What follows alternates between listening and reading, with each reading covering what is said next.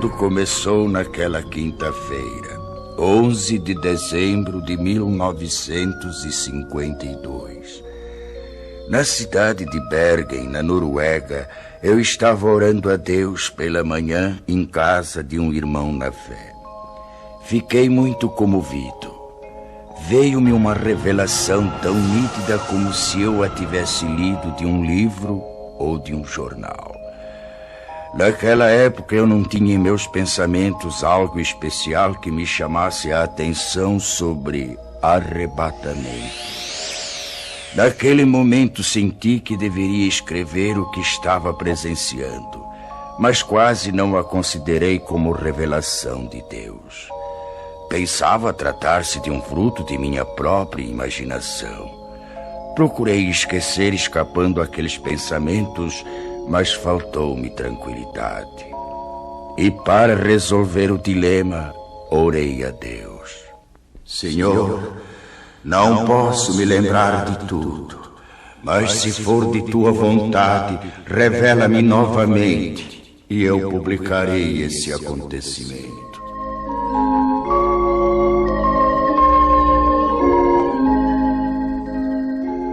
Passaram-se 2 semanas.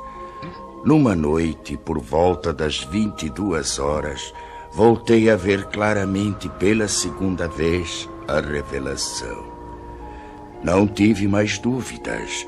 Apanhei lápis e papel. Comecei a anotar os acontecimentos segundo iam se desenrolando diante de mim. Assim escrevi até 1h da madrugada.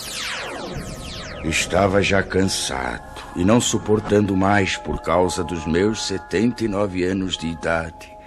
Orei a Deus pedindo que me deixasse descansar e que, se fosse de sua vontade que eu escrevesse tudo aquilo, que me permitisse ter a continuação da revelação no dia seguinte. E fui me deitar logo adormecendo.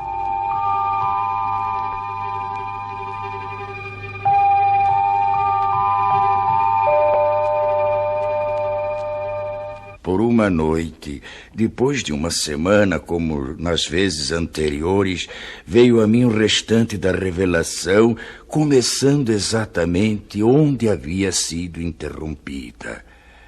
Esta é a descrição de como veio a mim a revelação de Deus.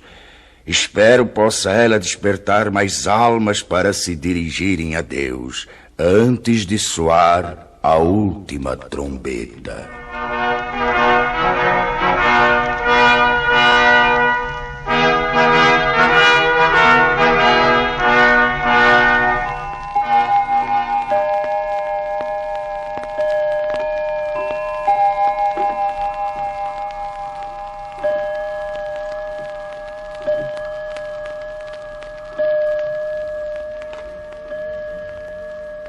Nove horas da manhã.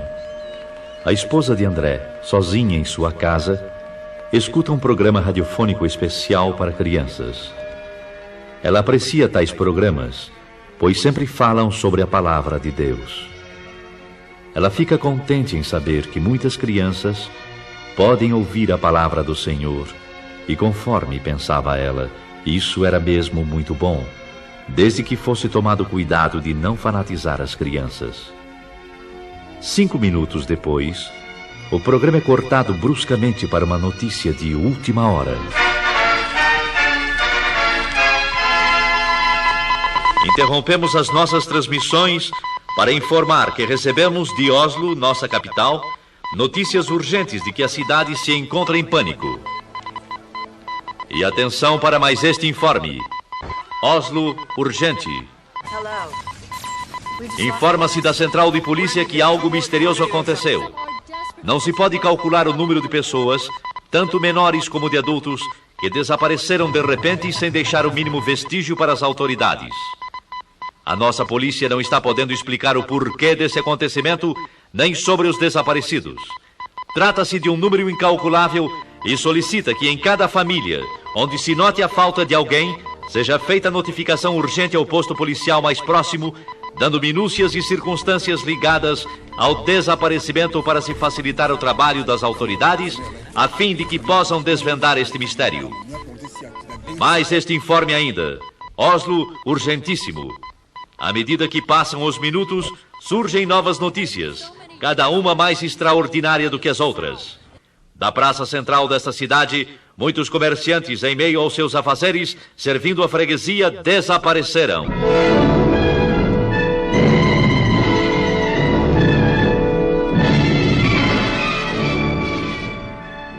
O noticiário contava que um freguês de uma casa de floricultura relatou aos policiais que... Quando eu estava pagando a despesa das minhas compras, o negociante que estava trocando dinheiro sumiu. Sumiu sim, senhores. Sumiu e não se sabe para onde.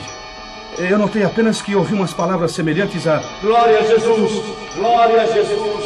Glória a Jesus! E então eu não vi mais o negociante. Eu cheguei a esfregar os olhos. Aquilo era inacreditável. Tudo então parecia só uma leve neblina. Mas eu não tinha mais nada para ver.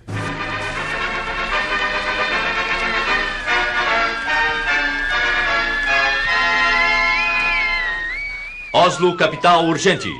Notícias de última hora informam que uma senhora gritava desesperadamente em plena via pública, jogando fora travesseiros e cobertores de um carrinho de criança, procurando inutilmente dentro do carro seu filhinho de apenas 8 meses de idade.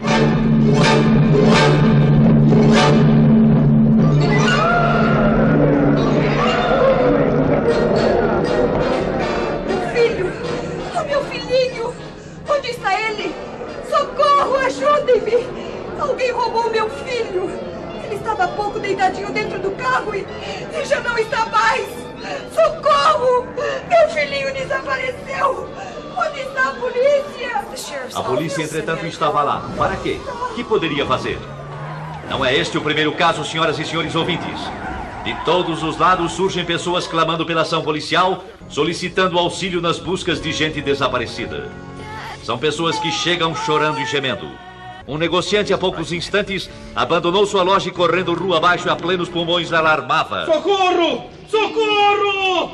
Eu não sei como, mas 2 empregados de minha loja acabam de desaparecer!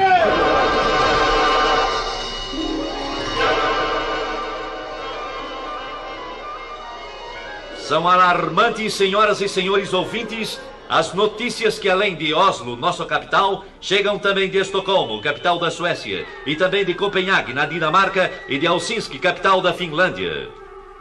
Que será o fim disso? De todas essas partes, os acontecimentos são iguais. Os desaparecimentos das pessoas são iguais. E de todo o interior do país, chegam as mesmas indagações. O que é isso? O que é isso? O que é isso? O que é isso? O que é isso?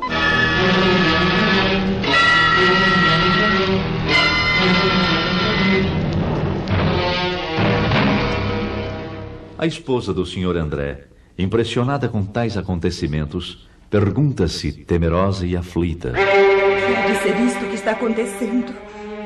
Oh, Senhor Deus, ajuda-me a compreender. Resoluta, vai à porta da rua de sua casa. Olha preocupada para fora.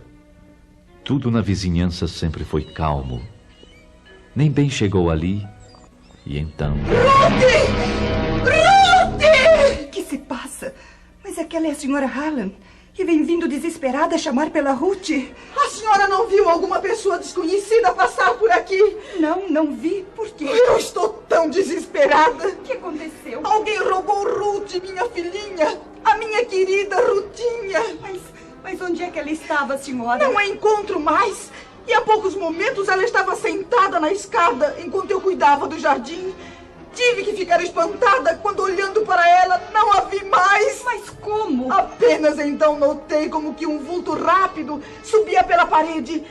Olhei para os lados, para cima, e não a vi mais. O que é isso? Não sei mais o que fazer. Oh, Deus, me ajude a encontrar a minha filha querida. Ruth! Ruth, minha filha! Onde está minha filha? O que foi feito dela? Eu quero a minha Ruth! Dizer a ela. Ruth! Pobre senhora Hallam. Como está sofrendo. Estou perplexa com este acontecido. E é igualzinho ao que o rádio está anunciando. Hã? Mas que é aquilo?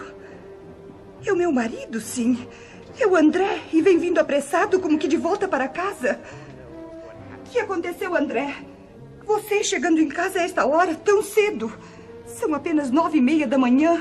Oh, minha querida esposa, eu nem sei como lhe explicar. O que foi que houve? Algo muito estranho está acontecendo. Muito estranho? É, lá na oficina a confusão é geral. Por quê? Ninguém entende mais nada. De um momento para o outro, alguns colegas desapareceram. O quê? Como se tivesse combinado, entende? Desapareceram sem nenhum aviso. As máquinas estão paradas. O que é isto, meu Deus? Como é que pode, André? Nós pensamos primeiramente em tratar-se de algum desastre. E então começamos a procurar pelos colegas. E nada? Não encontramos nem vestígios deles. Absolutamente nada, André. Absolutamente. E enquanto estávamos a nos entreolhar uns para os outros, ficamos espantados. Hein? Com o que, André? Um dos colegas nossos começou a gritar e a chorar. Era justamente aquele companheiro que sempre dizia ser crente em Jesus e ia constantemente à igreja. O que é que ele dizia? Falava desta maneira. Agora sim. Agora foi. Já não há mais jeito. Ah, como é triste. O que farei agora? Foi Jesus. Sim, foi ele que veio buscar o seu povo e eu fui exilado. Que farei? E então caía num pranto desesperado. E você, André? Eu lhe disse para que se calasse. Que não falasse tolices. Mas qual? Ele continuou a gritar e eram horríveis os seus gritos. É inacreditável. Enquanto ele continuava a gritar, tivemos a nossa atenção voltada para os outros que ficaram nas mesmas condições. E exatamente por esse motivo, nós deixamos o serviço e agora estamos aguardando notícias. O rádio continua a informar sobre esses desaparecimentos inexplicáveis. Desde as 9 da manhã, André, que são notícias e mais notícias sobre pessoas que em desespero telefonam para a polícia. E todas as respostas são desoladoras. As autoridades não podem fazer nada senão aguardar. Sabe, André? O quê? Chegam também pelo rádio notícias de alto mar, dizendo sobre passageiros e tripulantes que desapareceram misteriosamente.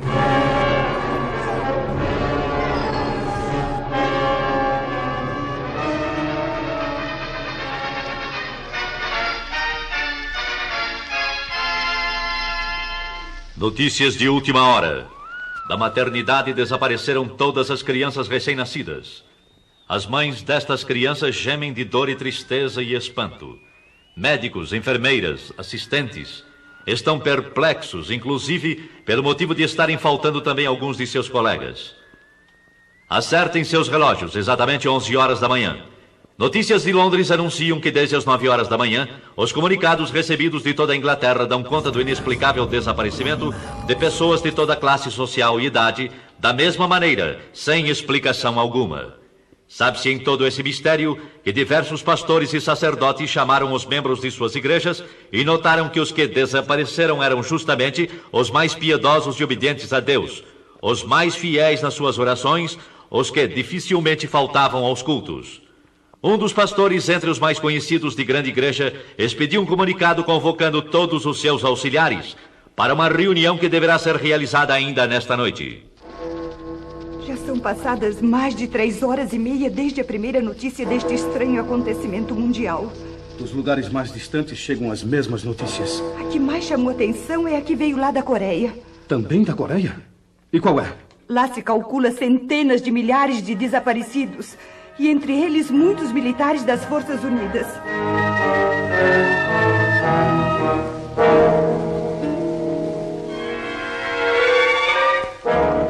É totalmente impossível descrever o que se tem passado nas últimas horas. A angústia toma conta de todos. As ruas estão agora com um movimento desusado. Pessoas correndo, chorando, chamando e clamando. As mães aflitas à procura de seus filhos. E no meio destes clamores também há os que zombam e amaldiçoam a Deus e aos próprios homens. Um senhor correndo com os punhos levantados gritava: Cuidado, gente! Cuidado! Ele vem nos pegar um por um! Com certeza perdeu o juízo! Uma senhora de idade, parada, com as mãos postas, olhando para o alto, clamava: Oh, não, não! Nós não estávamos prontos para subir com ele. E ele veio e eu não subi. Agora terei de ficar. Daqui para frente ninguém mais será levado. Ó Senhor Jesus, ó Jesus, ajudai-nos. Eu sei, bem sei, não adianta mais.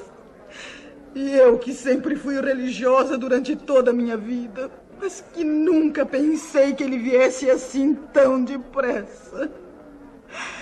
Oh, eu devia ter cuidado mais de minha vida espiritual. Eu devia ter cuidado mais de minha vida espiritual.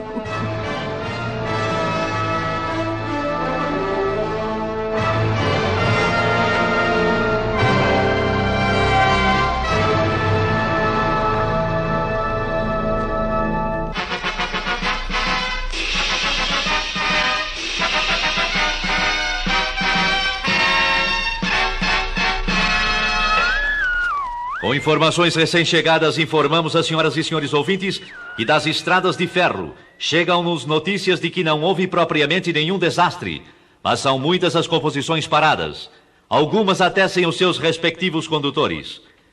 Todas as buscas feitas têm resultado em vão. Há também passageiros que desapareceram. É o mesmo nas estradas de rodagem. Alguns jornais da tarde não entraram em circulação. Perturbação e nervosismo têm dificultado os trabalhos das autoridades, que se esforçam para a complementação de um relatório exato do número de desaparecidos. Cientistas reunidos e meteorologistas trabalham sem repouso, procurando elucidar o mistério, segundo os seus conhecimentos e experiências. Voltaremos a qualquer instante com a edição extraordinária que se fizer necessária.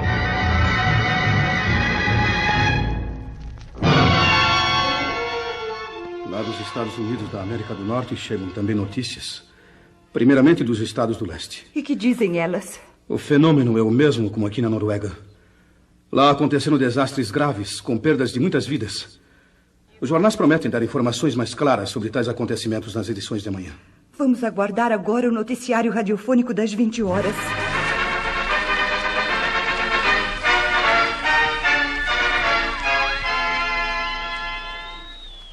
Nossa emissão pode informar agora que a catástrofe se manifestou exatamente na mesma hora em todo o mundo. Embora as informações tenham partido das grandes cidades, já se sabe agora que em todos os locais, cidades menores, vilas e aldeias, o acontecimento é idêntico. Assim como tem se dado na parte norte da terra, dá-se também na parte sul. O que toma conta da população é o medo. Ninguém nesta noite procura cama para dormir, tal é a apreensão do povo.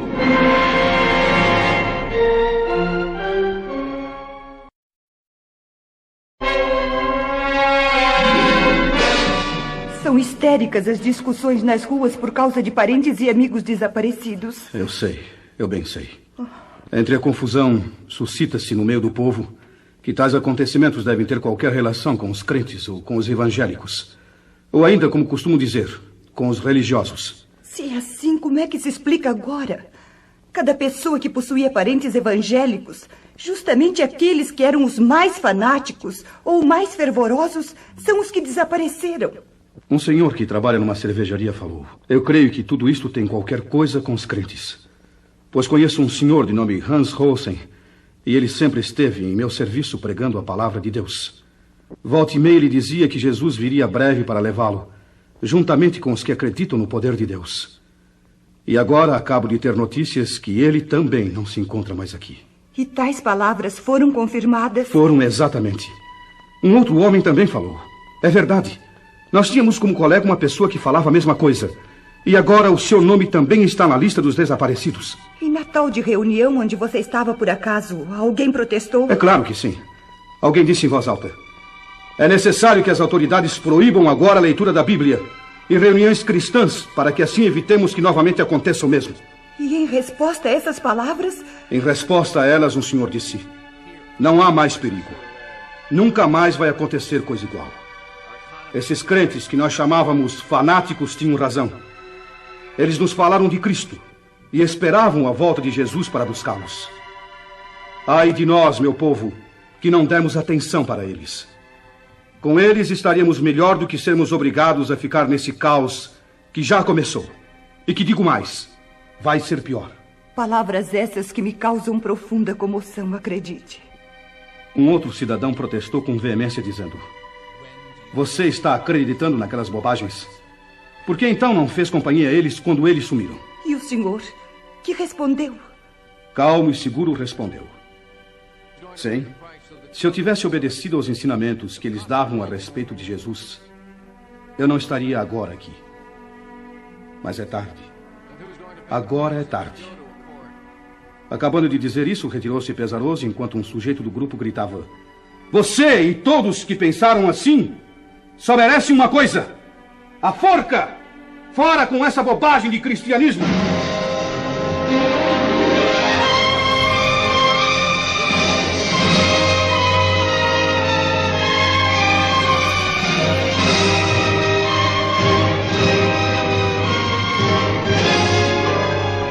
No dia seguinte, nem o rádio podia dar informações para esclarecimento do grande mistério. Apenas continuavam as notícias vindas de longe. Dos campos, missionários falavam tais notícias do desaparecimento em massa. Poucos membros de igrejas foram os que ficaram. Naquela noite marcada para a reunião dos pastores e pregadores, a presença era boa, mas o número dos que faltavam era considerável. O ambiente estava triste, pesado mesmo. Os corações estavam como que congelados. Durante a reunião, mais do que um se manifestou demonstrando desespero extremo. Todos estavam de acordo a respeito do que havia acontecido. Sim, era a grande verdade. Santos tinham sido arrebatados da terra.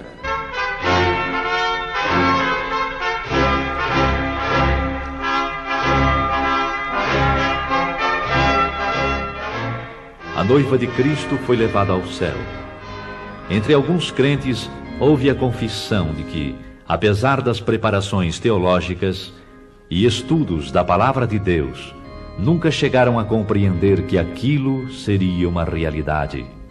A verdade é que estavam completamente estranhos ao novo nascimento e longe da adoção de filhos. Um dos mais novos falou: eu nunca aprendi assim.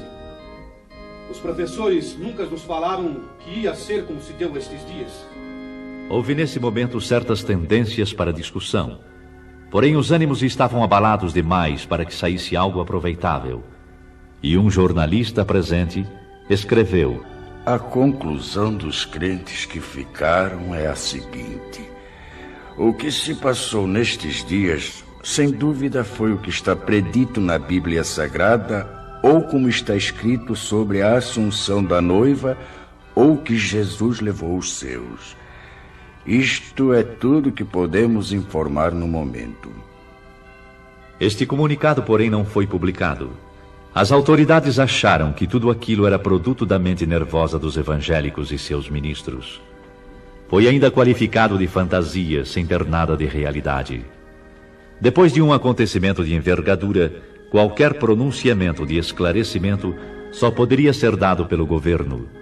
E se for provado que tem relação com a religião cristã, o primeiro passo deve ser o do fechamento das igrejas e outros lugares de pregações evangélicas, até que o caso seja devidamente esclarecido. Mas já não se trata de caso nacional, e sim de internacional. No campo religioso, nas igrejas, o ambiente geral é de tristeza. Mas no domingo todas as igrejas e templos estavam repletas. Em certas igrejas não havia pastor. E aqueles que nunca faltavam nos cultos estavam ausentes.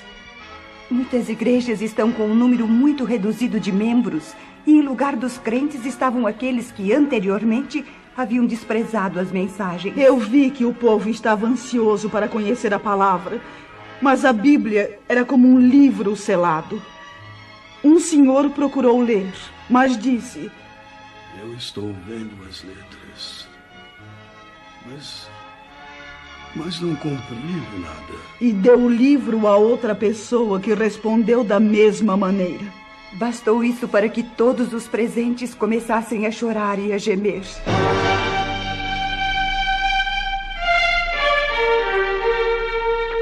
Mas a população em geral culpava os religiosos por tão grande calamidade. Tudo isso tem acontecido unicamente por causa dos crentes. Sim, é isso mesmo. Esta praga tem vindo sobre nós unicamente por causa deles. Vamos até a igreja e vejamos o que podem eles nos explicar. E a explicação dos que ficaram foi simples, triste e com poucas palavras. O tempo da graça terminou. Mas algumas palavras, e no culto iniciou-se a confusão, bem como em todas as reuniões realizadas para tais esclarecimentos. Alguns, levantando-se, começavam a culpar o pregador. A culpa é sua! Muitos não subiram porque você nunca esclareceu como deveria fazer, anunciando que a vinda de Jesus estava perto. Nunca esclareceu que devíamos ter um coração purificado e cheio do Espírito Santo. E que sempre deveríamos estar retos diante de Deus e também dos homens. Agora eu sei o que foi que me impediu de ir de encontro a Jesus. Foram justamente as mínimas coisas que eu julgava sem importância e que não me impediriam de ir ao céu. E eis que aqui estou. Tem misericórdia de mim. Ajuda-me! Ajuda-me! Calem a boca. Eu fiz o meu dever. Fiz o meu dever e fiz mais ainda.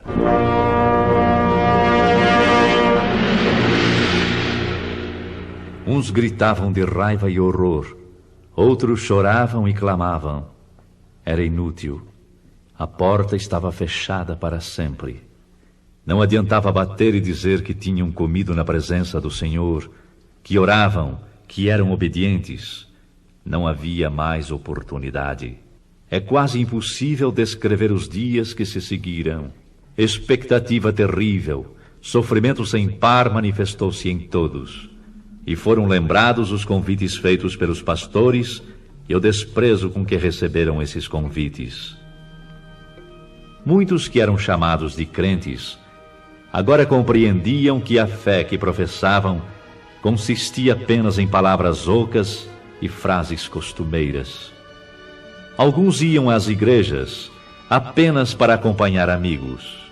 Outros, porque gostavam de cantar no coro, tocar instrumentos e outros interesses, sem possuírem o verdadeiro desejo de ouvir e obedecer a palavra de Deus.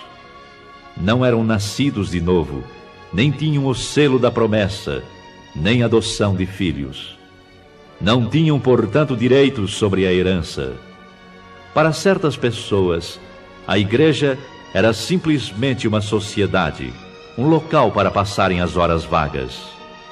Mas agora estes mesmos clamaram: Senhor, abre-nos a porta.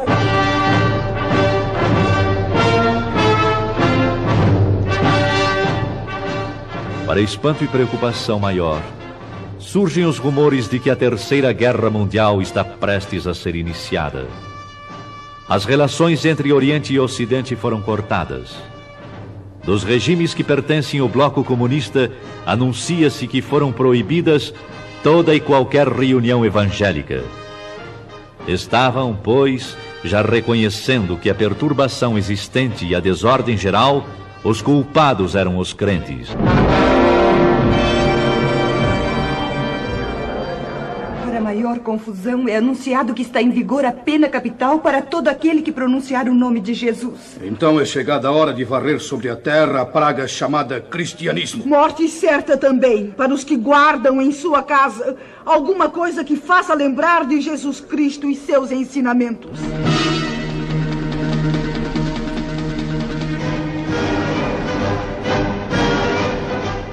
Nos países democráticos, demorou um pouco para que seguissem o exemplo comunista. A maioria descrente, tanto da população como nas camadas governamentais, exigiram aquelas medidas, procurando assim garantir o povo da perturbação nesse sentido.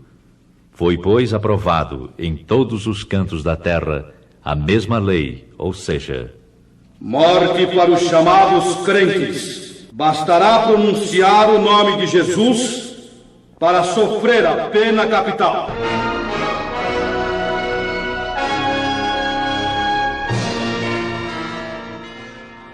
E com estes acontecimentos, inicia-se a época mais terrível da história humana. Uma grande parte dos crentes que ficaram, continuando a clamar o nome do Senhor Jesus e não obedecendo às autoridades, foram presos e julgados ditatorialmente. Só escapariam se aceitassem as condições impostas pelas autoridades. Se vocês maldizerem o nome de Jesus, negando-o, então salvarão suas vidas e a vida daqueles a quem amam. Para a perplexidade das autoridades, milhares ficaram firmes no propósito de testificarem que eram de Jesus e não o negariam, qualquer que fosse o resultado. Agora, Satanás estava demonstrando que verdadeiramente estava agindo sobre a face da terra. Ai dos que habitam sobre a terra. Uma parte grande desses novos crentes não resistiram às ameaças e aflições. Negaram a fé. Negaram o Cristo. O mundo inteiro está no maligno. Todo o mundo jaz no maligno. As nações chegaram neste momento a ter uma só ideia e a colocá-la em prática. Exterminar com o cristianismo e extingui-lo para sempre. O príncipe deste mundo toma poder completo. E filhos acusando seus pais, entregando-os para morrerem.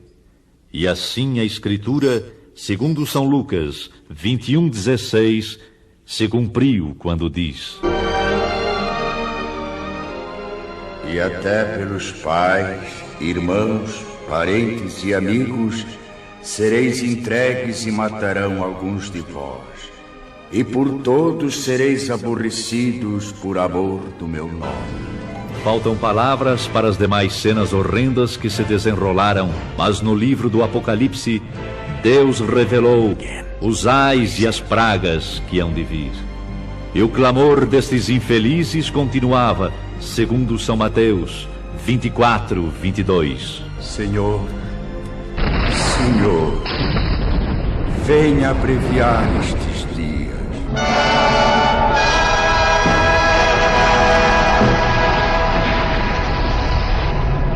E assim termina a descrição da revelação que me veio quando me encontrava no dia 11 de dezembro de 1952 em Bergen, na Noruega. Ao irmão em Cristo, ao amigo Leno, prepara-te para o encontro com Deus, para que não aconteça de seres deixado quando o Senhor vier buscar a sua igreja. A noiva hoje mesmo procura a face do Todo-Poderoso e pede, com coração quebrantado e contrito, que a graça e a luz te sejam concedidas pelo Espírito Santo. Amigo, enquanto estamos no dia chamado hoje, a oportunidade de aceitares as grandes verdades e obedecê-las. Ainda hoje, irmão, podes ser selado junto com os que pertencem ao Senhor Jesus Cristo. Ele virá. Aguarda. Ele virá num abrir e fechar de olhos, arrebatar a sua igreja. Cuidado. Esta é a grande verdade. A última trombeta soará.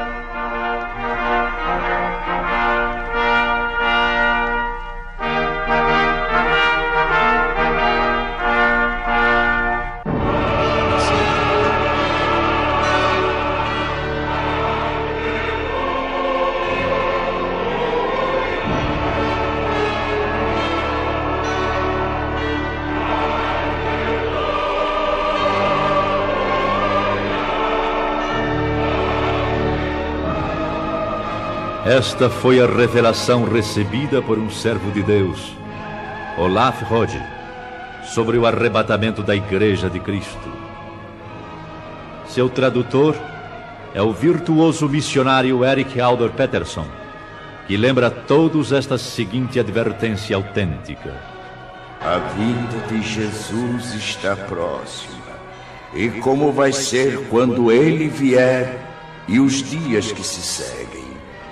Podemos relembrar nestas poucas cenas que ouvimos, com todas as ocorrências, que milhares sejam despertados e se preparem para o grande dia da última trombeta. É o que eu desejo de coração.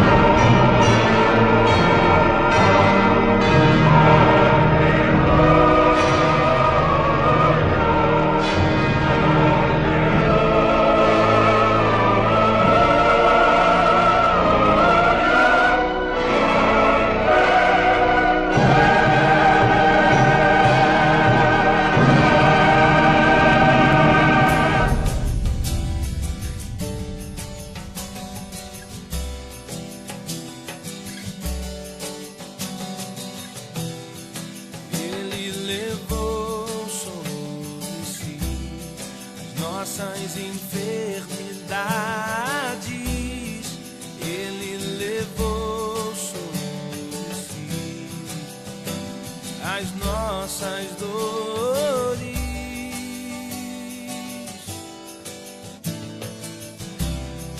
Ele que foi ferido por nossas transgressões,